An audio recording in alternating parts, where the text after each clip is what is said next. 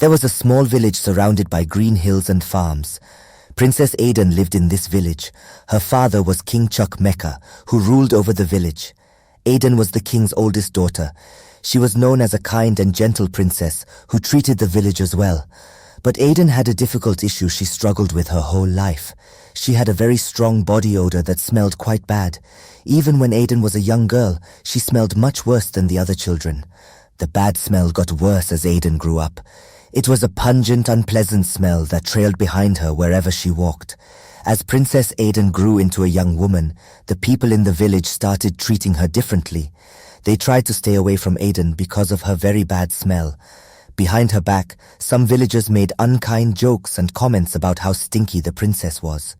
Some mothers with children would quickly pull their little ones inside their houses when they saw Adanne walking down the dusty village road. The young girls who used to be Adanne's friends would turn and go the opposite direction to avoid talking with her. This made Adanne very sad. There were many young men in the village and neighboring kingdoms who wished to court Adanne because she was pretty and the king's daughter. However, as soon as they got within 6 feet of her, they were driven away by her odor. They decided not to pursue her despite Adanne's beauty and royal title. This left the princess very lonely. She stopped leaving the palace most days. Princess Adanne would simply stay in her bedroom and gaze out her window, dreaming of true love and a man who could accept her smelly situation. She imagined a husband who would not care about her strong body odor, but would love her for her kind heart. But it seemed impossible, and Adanne cried many tears over feeling so alone. One day, it was a hot, vibrant summer day in the village.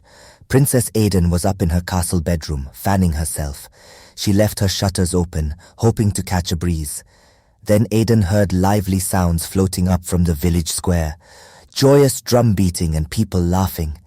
She leaned out her window and saw people dancing around a bonfire, celebrating the summer feast day. Adanne felt a stirring of excitement. She thought maybe she could sneak out of the palace and observe the festivities without being noticed. People seemed so happy and distracted by the dancing. So Princess Adanne quietly left the palace and tiptoed to the edge of the village square. For a few moments, no one realized she had joined them. Adanne stood in the shadows watching wistfully as girls her age spun fast in their colorful skirts. But soon a breeze blew, carrying Adanne's unfortunate odor through the crowd. People wrinkled their noses, glancing around to find the source of the stench. Then the drum beats and dancing halted as all eyes turned toward the lonely princess. Mouths fell open in shock before twisting into unpleasant sneers. People doubled over, gagging, and whispered behind their hands while pointing at Adanne. The carefree joy of moments before had vanished. Adanne's eyes filled with humiliated tears. Adanne felt utterly embarrassed and ashamed after being ridiculed while dancing at a village gathering. With tears flooding her eyes, she ran away from the crowd and took cover behind some bushes to hide. She crouched down, trembling behind a tree, hoping no one would find her. But then she heard the distant, steady beat of a drum growing louder and getting closer. Fearfully, she peered through the leaves to see who was approaching. To her surprise, it was a smiling young man from a neighboring village, cheerfully playing a hand drum as he walked directly toward her hiding spot. When he reached her, he stopped playing and kindly asked, "Why did you stop dancing back there? You looked so joyful and free while you were dancing." Adanne was stunned that this stranger had followed her all the way here, especially since he was able to detect her unusual scent. She replied incredulously, You can smell me, and yet you still came looking for me here. Everyone back in my village teases me and laughs at my dancing." The young man responded gently, "Don't worry about them. I think you're a wonderful dancer. Please ignore their unkind words and keep dancing with happiness and freedom." Adanne was surprised by the young man's kind words. She realized he truly didn't care about her differences. Comforted, she decided she would ignore the cruel taunts of her neighbors and dance freely, just as she wished. The young man started playing a cheerful, upbeat rhythm on his hand drum. Adanne was unsure at first, but after a moment, she began swaying lightly in time with the music. The stranger's smile grew even wider as he watched her start to move. He picked up the pace of his drumming, playing faster while keeping his eyes fixed warmly on Adanne's. Adanne could feel that he was truly seeing her, not just her outward appearance but her heart and soul. For the first time she could remember, she felt completely accepted just as she was. This realization freed her spirit. She let go of her self-consciousness and began dancing fluidly, her body unfurling into graceful motions that left her feeling breathless and elated. As the drumming accelerated, Adanne's feet flew faster. She leapt and spun with ease, weaving swift, elaborate steps that came to her instinctively. The rhythm seemed to flow through her, filling her with joy and vitality. With the stranger's admiring gaze holding hers, she felt liberated to fully express her love of dance. When Princess Adanne finally stopped dancing, she and the smiling stranger held each other's gaze for a moment. Adanne felt exhilarated from the joyful dancing and uplifted by the first time she had felt truly seen and accepted by someone. The two of them then suddenly started laughing together, connecting in their shared happiness. After they caught their breath, the young man told Adanne his name is Adanne. He lives in the village nearby and plays drums in the squares for events and celebrations. Adanne asked Princess Adanne if she would meet him in this same spot in the bushes again tomorrow. He wanted to talk more and maybe play his drums for her to dance some more. His warm smile and enthusiasm made it clear he had greatly enjoyed their time together. Princess Adanne eagerly said yes. She would definitely meet Adanne here again tomorrow. Her heart felt fuller and lighter than it had in years. All her life she had been shunned and lonely due to her odor issues, but this stranger had accepted her and even delighted in her dancing. Adanne hurried home, her head spinning, still giddy from the exhilaration of truly being seen. She was overjoyed at having met someone who wanted to meet again. For the first time ever, she had made a real friend, and her heart swelled with optimism and excitement about their next meeting behind the bushes. In the coming weeks, Princess Adanne's meetings with Adanne were the highlight of her days. Each afternoon she would eagerly sneak away to their secret spot in the bushes, where Adanne would already be waiting with his drums. The two new friends enjoyed long, lively conversations, telling stories and jokes that had them laughing for hours. While they talked, Adanne often picked up his drumsticks and played energetic rhythms, which delighted Princess Adanne and inspired her to dance with a freedom and joy she had never known. She let go of all self-consciousness about her lingering odor issues when around Adanne. He made her feel so accepted she was able to lose herself in the music, her wild, uninhibited dancing enhancing their connection even more. When Adanne twirled past Adanne, he looked at her with admiration for her spirit, her beauty, her essence. Over several weeks, their initial bond grew into a trusting, deep friendship, and then budded into warm affection felt on both sides. As Princess Adanne fell in love with Adanne and felt his equal caring for her in return, a part of her ached secretly because of their differing stations in life. He, a commoner, struggling musician, and she a sheltered royal with obligations to marry well for political ties. She assumed a future together as impossible, though the princess wished desperately in her most private dreams that social status would not interfere and that they could be bonded in marriage, for she had never felt so happy and accepted as she did with Adanne. One afternoon, as Princess Adanne and Adanne sat closely talking and laughing as usual, he reached over and gently took both of her hands in his. His expression changed to become serious and full of emotion. Adanne told Adanne that he cared for her deeply and wanted them to be together forever. He asked her to marry him, exclaiming his wish that their two villages could be joined through their union. Adanne said he didn't care about royal customs or getting permission. He only knew that being with Adanne made him truly happy, and he wanted them to build a life bonded in love. Princess Adanne was overcome with surprised joy at his heartfelt proposal. She cried tears of happiness, having wanted nothing more than to be Adanne's wife, but assumed it could never come to pass.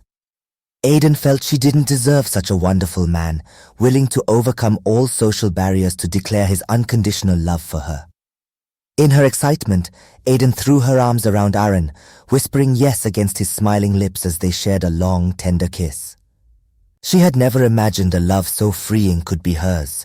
When they finally pulled back, faces flushed and beaming with giddy smiles, the lovers made enthusiastic plans. Still high on new possibilities, the princess and the drummer boy agreed they must share the wonderful news with both of their families right away.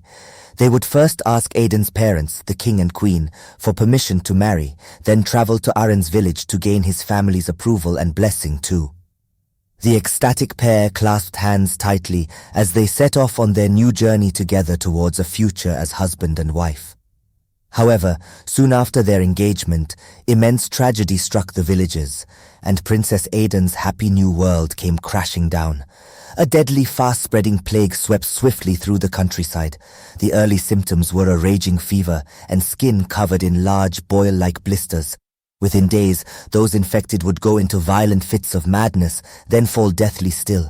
It was a horrific, painful way to die. In desperate efforts to contain the terrifying outbreak, leaders of the 4 neighboring villages made the decision to completely seal off their borders. No one was permitted to travel between the towns for any reason.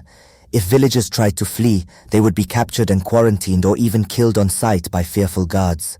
As the plague raged on, week after week, residents hid in their family homes, terrified to interact with anyone who might be infected.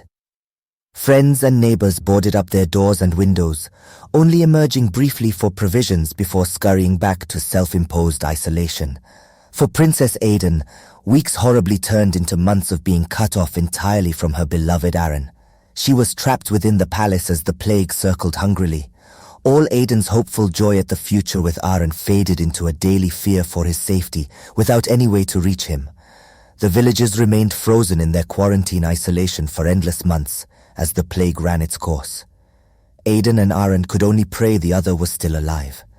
Despite isolating herself within the royal palace, eventually Princess Adanne awoke feverish, with the terrifying red boils beginning to spread across her arms.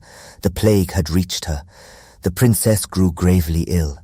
Over subsequent days, her body raged in fevers so severe that her dressing gown and bed sheets were constantly soaked through with sweat.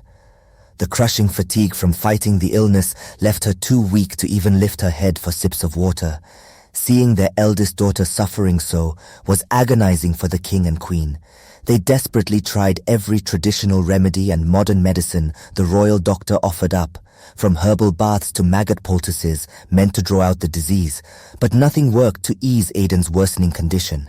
The situation became dire as the ghostly, pale and motionless princess seemed to slip away before their eyes. Finally, in despair, the queen recalled an obscure tonic an old village woman had once brewed when Adanne was little. Though repulsed, she had the doctor mix the potion made of bitter roots and weeks-old animal blood. They gently spooned the revolting concoction into Adanne's mouth. Miraculously, just a day later, the princess finally stirred. Over the next week, under round-the-clock care, the strange medicine, along with the queen's loving touch, slowly brought Adanne back from the brink. Though still very frail, Princess Adanne had survived the illness that had killed scores of others. Overjoyed, her parents wept thankful tears as their daughter's fever broke fully, and she managed her first weak but beautiful smile.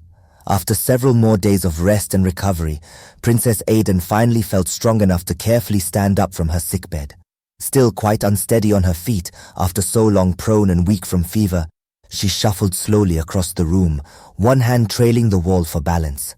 Adanne made her way to the full-length looking glass standing in the corner. As she peered anxiously at her reflection, the princess gasped aloud in shock. She barely recognized herself. The plague's vicious fever had tormented her body for so many days that her skin now looked fresher and suppler than Adanne could ever remember. Turning in profile, she found with joy that, most incredibly, as Adanne lifted her arm hesitantly to her nose for a sniff, she discovered not a hint of her chronic, lifelong body odor lingered anymore. The prolonged feverish sweating must have somehow purged the smell entirely from her pores. Princess Adanne let out an ecstatic laugh, twirling experimentally while inhaling her now sweet-scented skin in delighted disbelief. This wonderful cure was like a miracle.